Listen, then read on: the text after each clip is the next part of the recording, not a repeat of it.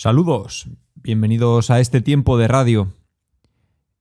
En el espacio de entrevistas imposibles de hoy nos acompaña, de manera ficticia, uno de los escritores más destacados de la generación del 98.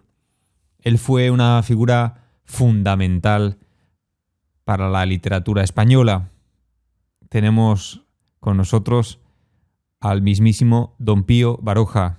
Maestro, saludos. Hola, ¿qué tal? ¿Cómo están? Estamos encantados de tenerlo en estos micrófonos. Yo prefiero la soledad a las entrevistas, pero en este caso voy a hacer una excepción, porque siempre es bueno hablar de literatura, aunque sea desde otra dimensión. Estamos de acuerdo, maestro. Usted vivió un tiempo de cambios profundos en España. ¿Esa situación cómo influyó en su obra? La España en la que viví era un país desgarrado por la pobreza, por el atraso cultural, por un sistema político que no acababa de funcionar correctamente. Todo eso lo reflejé en mi obra, como sabéis.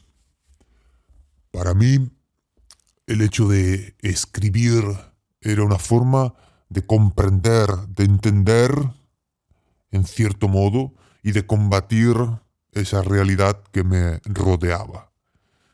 Porque no podía ignorar, como escritor, lo que estaba viendo en las calles, lo que estaba viendo en las zonas rurales de España y en las zonas urbanas. Nos queremos acercar a una de sus obras, El árbol de la ciencia. Con esa novela, ¿qué pretendía usted transmitir? Esa obra fue profundamente personal. En El árbol de la ciencia plasmé todas mis inquietudes, vamos a decir, filosóficas. Mi desencanto con un sistema educativo fallido y quería expresar también mi crítica a una sociedad que me rodeaba, que yo la veía como condenada a un estancamiento profundo. Por eso coloqué en el protagonista de la obra, en Andrés Hurtado, esa búsqueda del sentido de la vida en un mundo absurdo que le rodeaba. El árbol de la ciencia es una obra amarga, pero profundamente honesta. Ya que hablaba de Andrés Hurtado, uno de sus protagonistas, en este caso de El árbol de la ciencia, en sus novelas aparece una gran cantidad y variedad de personajes y de escenarios distintos. Maestro, ¿qué importancia le daba a eso, a los personajes, a los escenarios, en su narrativa?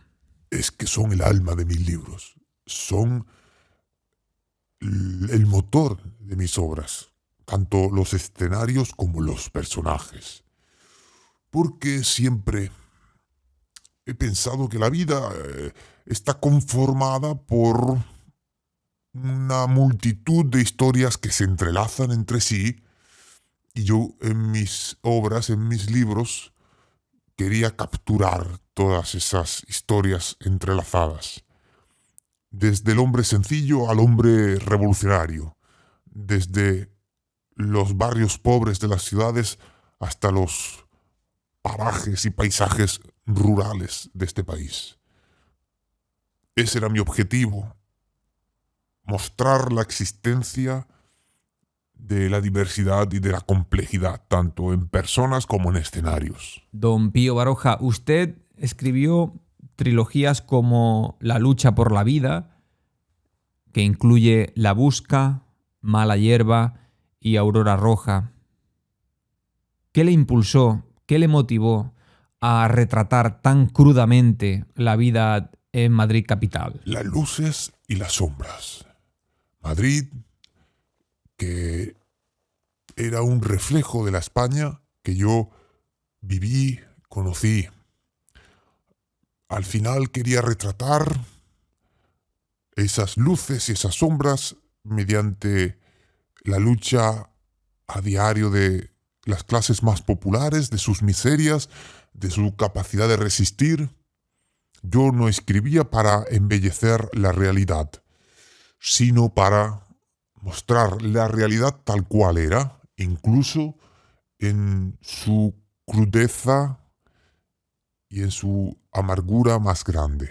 Efectivamente, sus obras son conocidas por un aire pesimista, aunque también hemos de decir que contienen una corriente de esperanza y de rebeldía.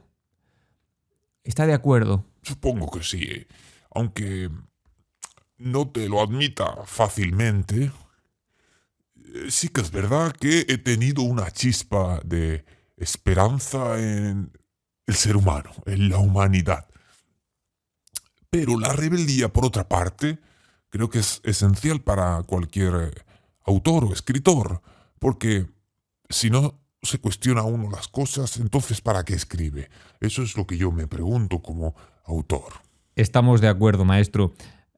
Su estilo, que siempre fue directo, sencillo y a menudo crítico también con las convenciones literarias de su tiempo, le dieron a su obra una personalidad única. ¿Qué le llevó a escribir así, con un estilo directo, crítico, sencillo? Es que nunca me gustaron los adornos innecesarios. Para mí, la literatura, como lo es la vida, debe ser sincera y clara.